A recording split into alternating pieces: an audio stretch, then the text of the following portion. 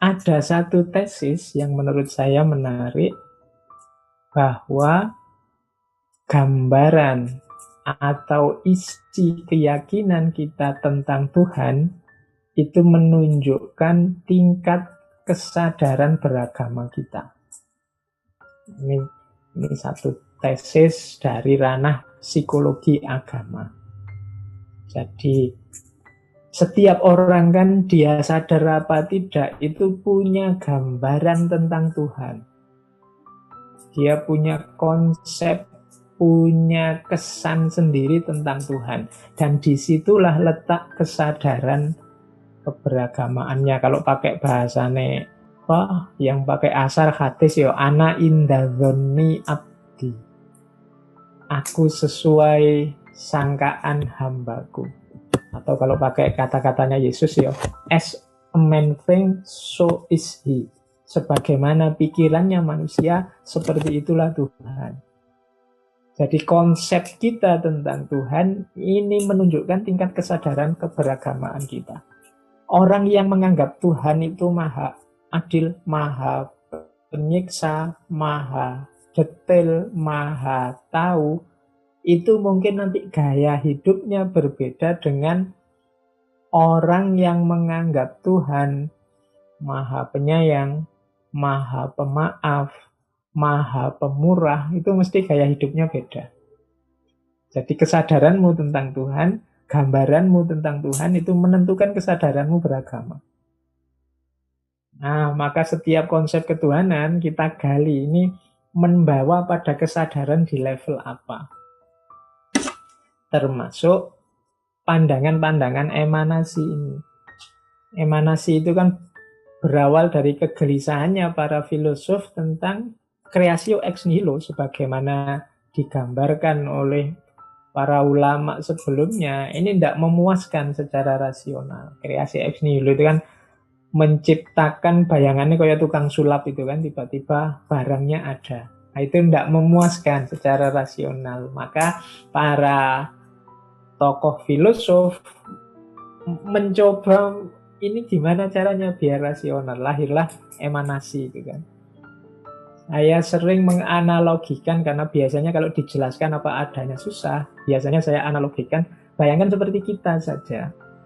Coba lihat karya peradabannya manusia. Apakah itu HP, apakah itu laptop, apakah itu apapun karya manusia. Jadi semua produk peradaban manusia itu kan dia memancar dari ide kita, gagasan kita kan begitu. Awalnya ya cuma kan,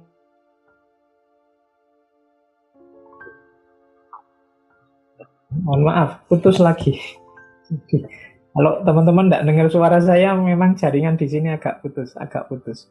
Saya lanjutkan, saya ulang lagi. Jadi analogikan ini karena memahaminya kalau langsung agak pening. Saya sering pakai analogi. Jadi kalau kita ingin menghasilkan sesuatu, itu kan berawal dari ide gagasan yang di kepala kita.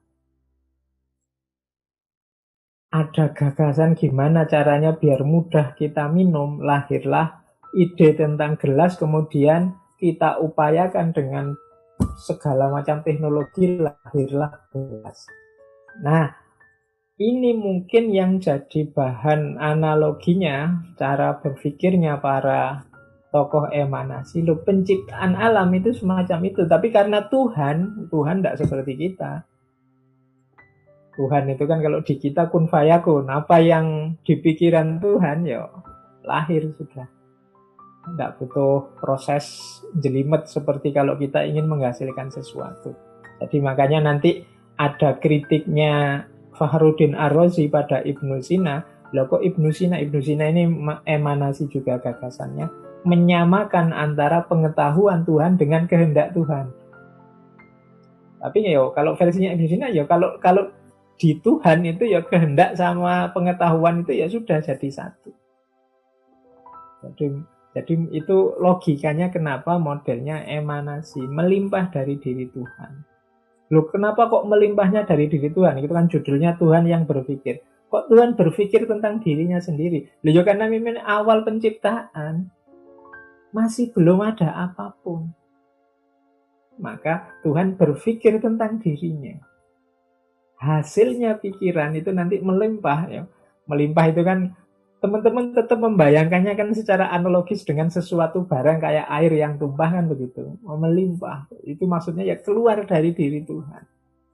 Ya kalau hasil pikiran kita itu nggak ada anunya abstrak karena kita manusia sangat sederhana terbatas. Tapi kalau Tuhan dia melimpah, limpahannya melimpah lagi terus dan seterusnya. Itu mungkin yang ada di logikanya para filosof yang menggagas emanasi. Termasuk juga logika bahan. Para filosof kalau kreasi ex nihilo itu kan loh, apapun yang tercipta itu kan harus ada bahannya. Nah, tapi karena segalanya masih belum ada, satu-satunya yang ada kan hanya Tuhan. Ya logika sederhananya berarti kan bahan itu ya Tuhan itu sendiri. Jadi ketika segalanya tidak ada, sumbernya yang ada satu-satunya wong ya ruang belum ada, bahkan waktu belum ada kalau diasumsikan semuanya ini bukan sesuatu yang abadi, bukan seperti Ar-Razi tadi, anggap saja pokoknya adanya Tuhan yang pertama satu-satunya. Berarti bahannya alam itu kan ya Tuhan sendiri. Nah, ini yang ada dalam logikanya para filosof emanasi. Maka penciptaan model emanasi ini dianggap oleh yang pro lebih rasional daripada kreasio ex nihilo. Kalau di kreasio ex nihilo cukup di state dinyatakan bahwa Allah menciptakan segalanya kun fayakun selesai. Nah ini penjelasannya yang agak susah loh, proses menciptakannya gimana dan macam-macam.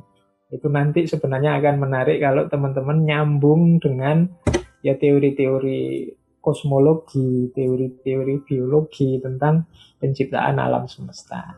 Itu kalau diskusinya ini disambung akan lebih luar biasa. Nanti jangan-jangan teori-teori semacam Big Bang, semacam itu bisa dianalogikan karena melibatkan juga ledakan, melibatkan cahaya dan lain sebagainya.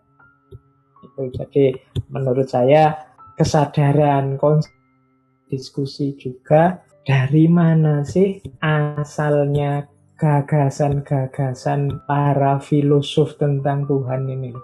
Kok sampai mereka bisa punya ide yang macam-macam, unik-unik, menarik-menarik. Ini kalau teman-teman membaca sejarah filsafat ketuhanan, sebenarnya ada 3 teori utama di mainstream penjelasan idea of God.